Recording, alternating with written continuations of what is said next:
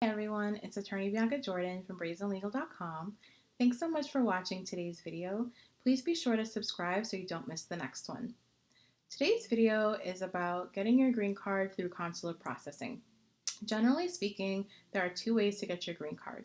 One of them is through adjustment of status, which means that you're getting your green card from the United States. And then there's consular processing, which means you're getting your green card outside of the United States.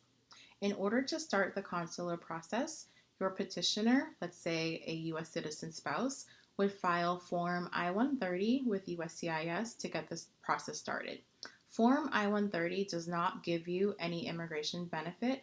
All it's doing is basically the U.S. citizen is letting immigration know that they have a relative that they would like to petition to get a green card. Once the I-130 is approved, it gets sent to the National Visa Center in New Hampshire.